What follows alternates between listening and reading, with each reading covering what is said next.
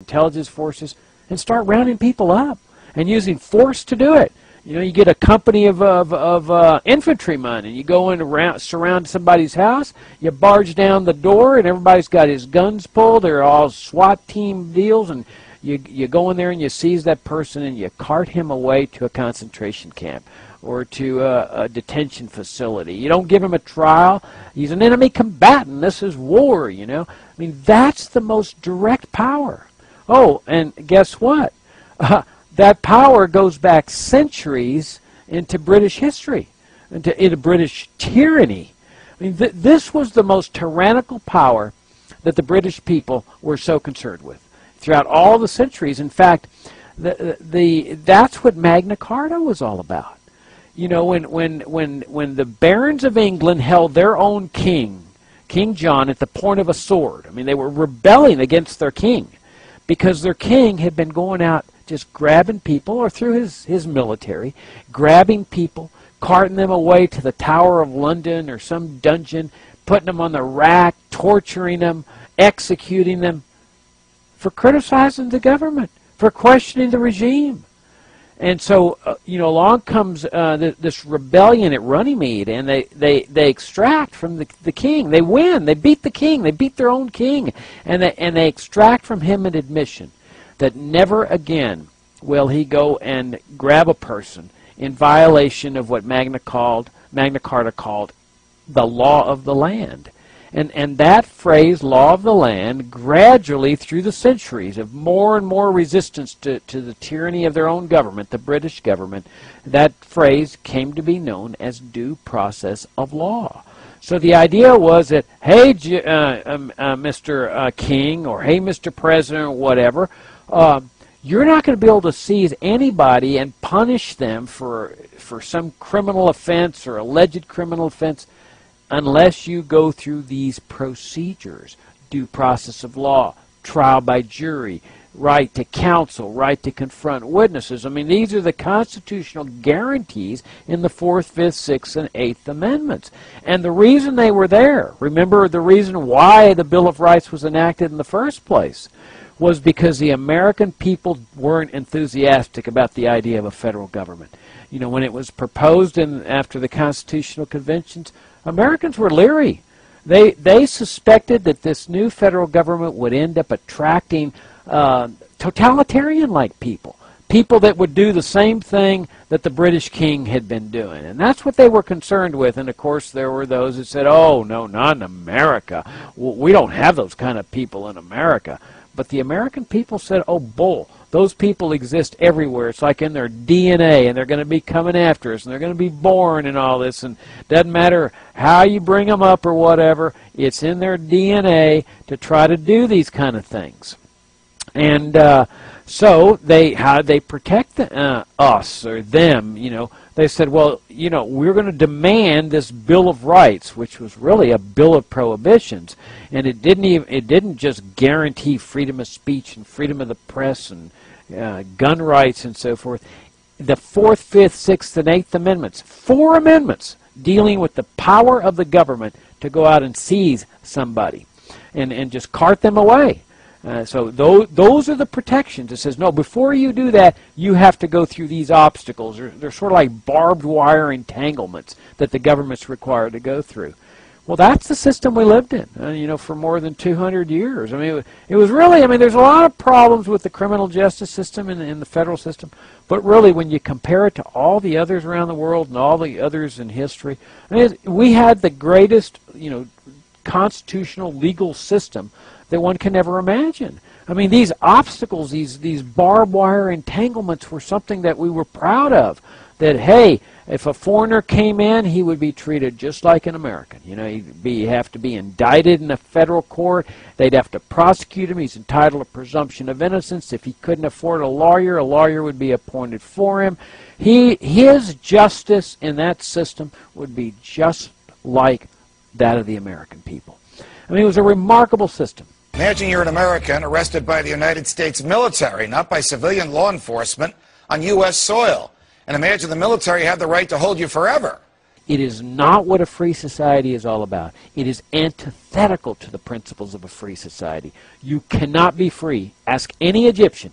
You cannot be free as long as the government wields this kind of dictatorial power. The president can arrest whoever he wants anywhere in the United States of America and keep them without charging them with a crime, without letting them see a lawyer, without bringing them to a judge for as long as he wants. That gives the military the right now to, arrest anybody, a person like me that really doesn't dig what's going on in a lot of places, and call me a terrorist. I have no lawyer, no rights, I'm gone. Woof, they ship me overseas. Anything. Give the president the power to be judge, jury, and executioner. That's the law now, that entitles them to round up people, send them into military dungeons, send them into concentration camps, simply on the basis of a label put on them by the military, the CIA, the president, that they're a terrorist. Okay? No court trial, no jury trial, no nothing. We're talking about the repeal of the United States Constitution.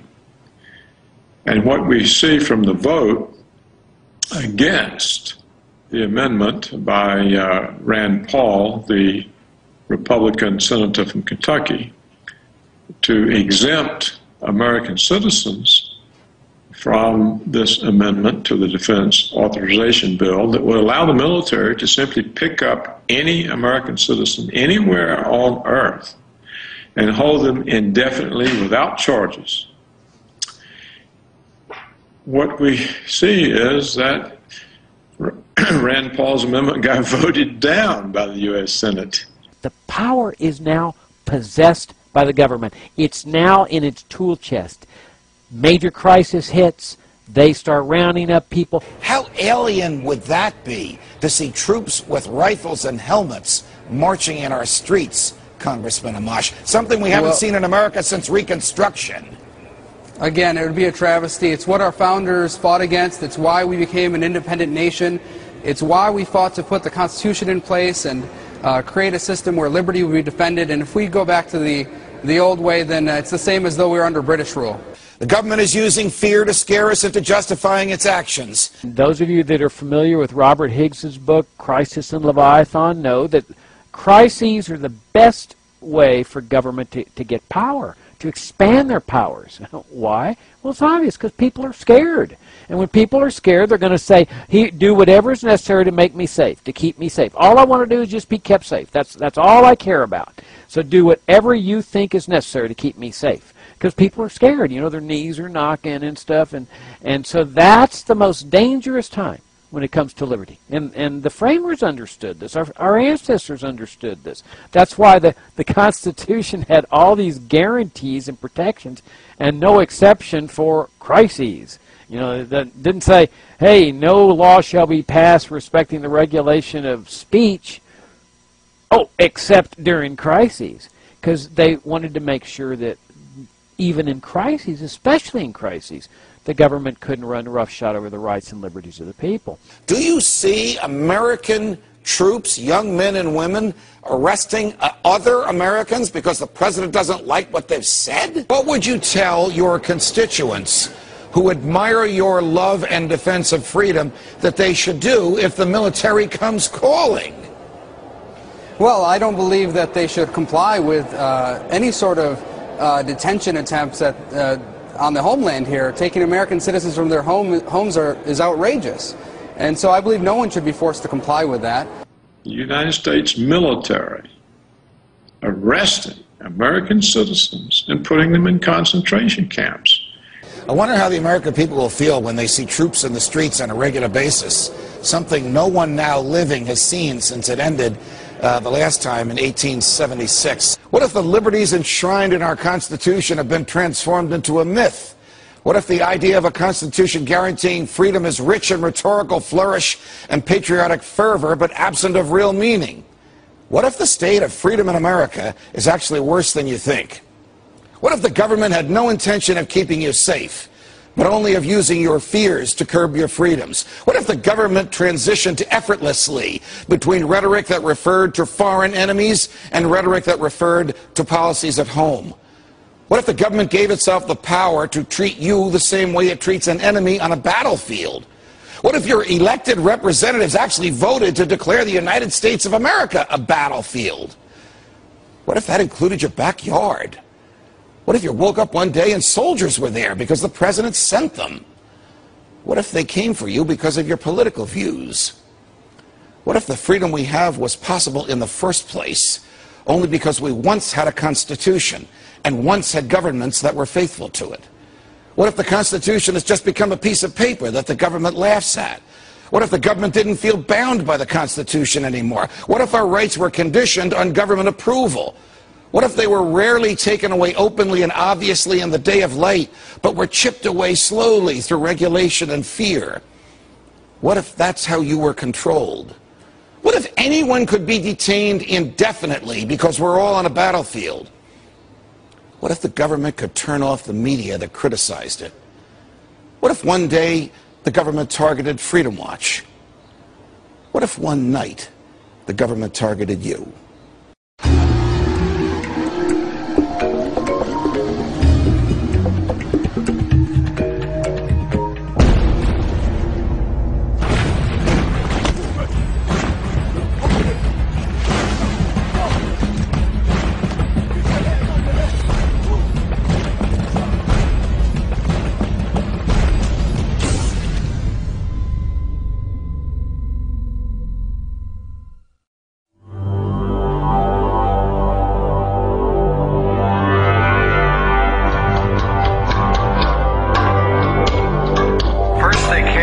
Muslims, and I didn't speak up because I wasn't a Muslim.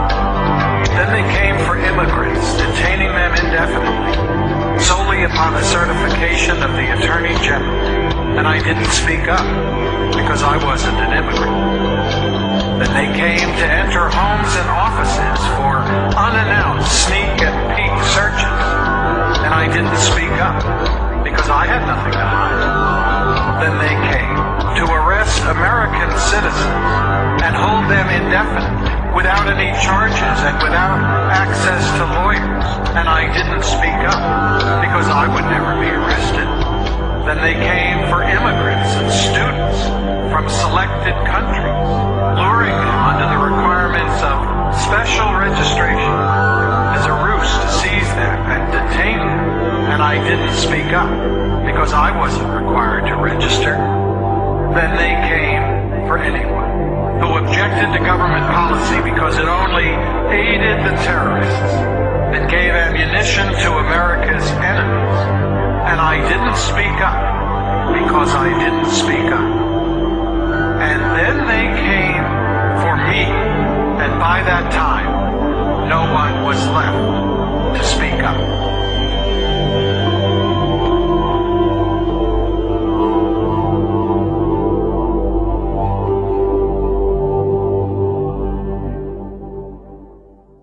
What if your rights were the government's to grant and to give away? What if our rights didn't come from God or from our humanity, but from the government? What if the government really thinks we're not unique individuals with immortal souls, but just public property? What if we're only entitled to our natural rights if it pleases the government? What if our rights could be stripped away whenever the government considers us to be its enemy? What if all this could be accomplished with our consent? What if the people's own representatives subverted the Constitution? What if the people were so afraid that they accepted the subversion? What if the government demonizes an external enemy and uses fear of that enemy to suppress our freedoms? What if people are afraid to protest this? What if the government knows this and so chooses enemies that are easily demonized, whether they pose real threats or not? What if threats become imminent dangers precisely because the government allows them to happen? What if government scapegoating an external enemy is as old as the government itself? What if the government has used scapegoating again and again to scare people into giving up their freedoms voluntarily?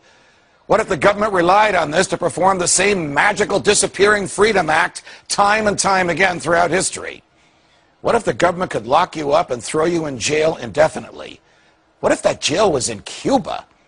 What if the government has written laws to let it detain you forever without letting you see a lawyer or appear before a judge? What if you were just speaking out against the government and it came to silence you? What if the government could declare you its enemy and then kill you?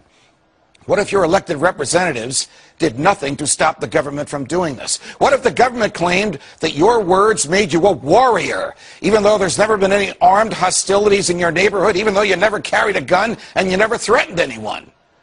What if the government could classify the entire country as a battlefield and ultimately a prison? What if the government's goal was to be rid of all those who disagreed with it? What if the real war was a war of misinformation? What if the government constructs its own reality in order to suit its own agenda? What if civil liberties didn't mean anything to the government? What if it just chose to allow us to exercise them because at the moment we don't threaten it? What if the government released a report calling you a domestic terror threat just because you disagreed with the government?